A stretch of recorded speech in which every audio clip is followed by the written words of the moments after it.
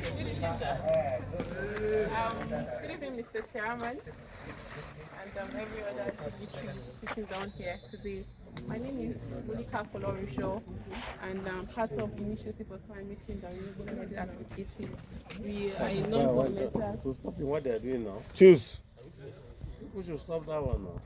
We're a non-governmental organization into tree planting, climate change advocacy, and renewable energy advocacy.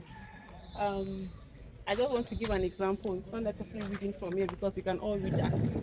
Recently, we could see that the rain we've been having a lot of issues with our rain in Taraba, not just in Taraba, over in the northeast and the world at large. Many people just said maybe it's the acts of God. Of course, God is all-knowing, but many times it's what we have done as human beings. We've done a lot of cutting down our trees, and nobody is thinking of replanting it. We use a lot of cars that exhaust a lot of carbon dioxide, and nobody is talking about it. Now, all of these things is as a cause what we call the greenhouse effect that causes climate change and result in the fact that we don't have our weather the way we used to do. For some of us that did geography, then they tell us that rain starts in what?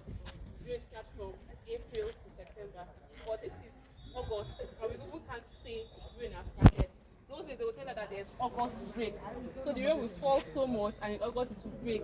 But we are in August and we have not even seen rain. It's as a result of what we've been doing, and majorly cutting down trees.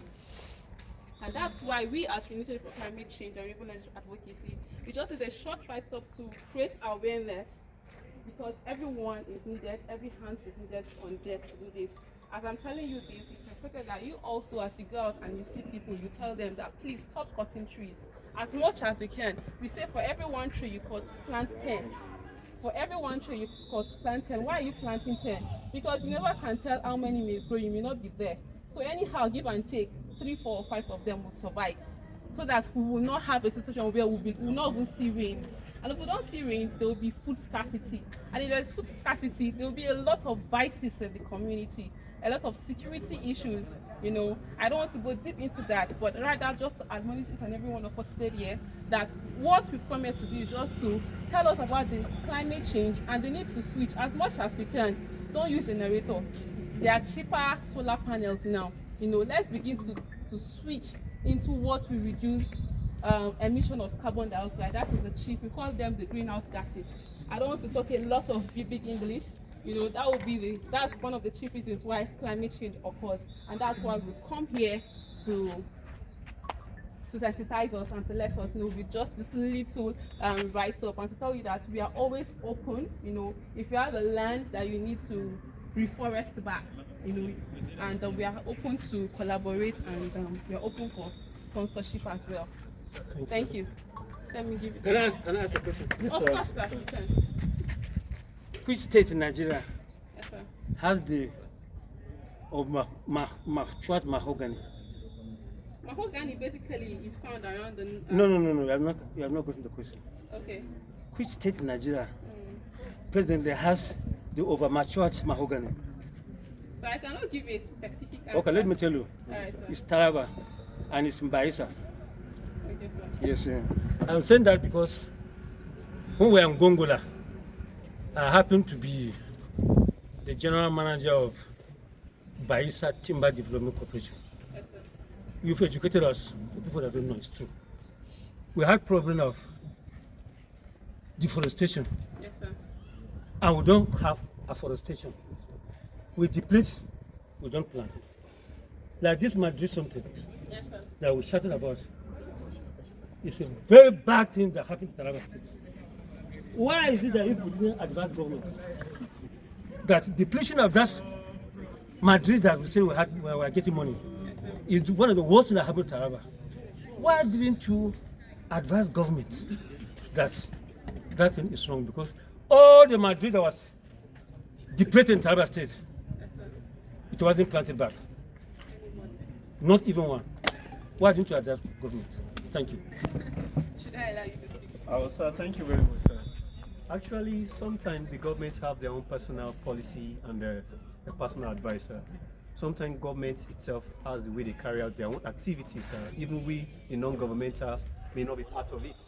So They see that as a way of generating revenue into the Taraba state. But the plan didn't go on well, that the team member or those in charge didn't look at the aspects of reforesting, which has caused a lot to the Taraba state landscape and the environment, which has also been a lot of effect to the people living in these different local villages. Places that don't experience flood are not experiencing flood, and some of them cannot even plant any longer. Okay, Taraba state has been one of the safest states in the northeast, but due to the effect of climate change, it's also affecting the rate at which food production is being here, sir. So this is one of our advocacy calls to the government. We partner with the Ministry of Environment. We've spoken with them. We've carried out our Taraba State Forest Research documentary.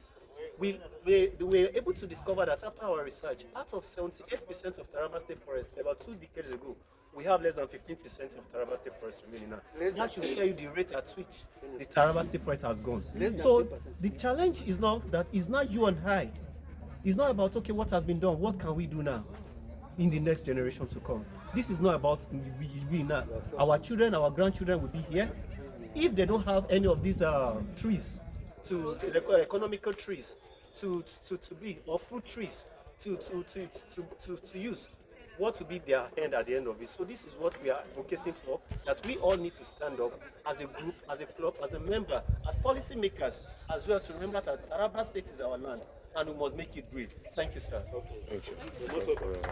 Okay, we would like to, on behalf of Mr. President and members of this club, we would like to thank your group for finding time to come around to sensitize us on your activity. When you have irresponsible government in place and they behave irresponsibly, the result is what you are telling us. When they were cutting down those trees, by then the government have planted those trees. So you see, we should be very careful the way how we talk. Taraba State is endowed. They didn't make any mistake in giving us the nature's gift to the nation. It's just by accident. We are. But the processes over the years is so bad. Now that your group is coming out to tell us that this deforestation is bringing a lot of harm to our environment, it is left to the people now to come up with something. And even government should partner with people like you, so that we can go back to replant.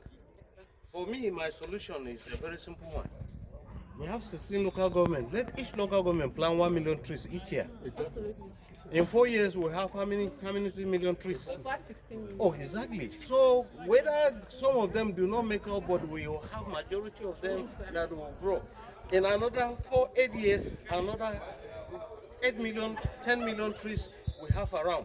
On the Mambila Plateau, we used to have our forest reserve, the government forest reserve there, about 7 very huge forest reserve. They were all depleted. Now the reason why that environment has not degraded is because eucalyptus trees is planted on the Mambila Plateau as a business. And that is why people are just planting, and that is why you have not seen the environment degrade at that fast rate because of human activity. But we can revamp them. Absolutely. So we wish people will luck. Thank you. This sensitization to go to all nooks and crannies, all those people that are responsible for it, we should pick them up and lock them up. Luckily for us, the chairman task force on that thing is seated among us here. That government has appointed. All those people involved, they should all catch them all, pick them all up, lock them up. And if they are sentencing them, they should sentence them. If you want to go free, you must go and plant 10 million trees and nurture them to a certain level, then it will free you from prison. Well, let us do something. But some of us, when we talk, they say we are radicals. We are extremists. We want to do, but our environment is doing, like you rightly said, this is August. Yes, sir. This is August. This is August. But we can hardly feel anything about like rainfall. rain. It is raining once in Jalingo, once every week now. It's not good for us. Oh, People should not be surprised. Maybe by September there is no more rain. So what is going to happen to our farmers? And people are coming from all over Africa. You are coming to buy food from Taraba. If Taraba does not produce enough for itself, so what happens? So we would like to thank you. Thank you very much. Yeah, you can hang your this thing. We can hang it. In fact, bring more. Bring 5 more. You can see our environment. Yes, sir. We have trees around. Thanks, sir. So we'd like to thank you for coming. Well done. Yes, sir. Thank you very much. Well done.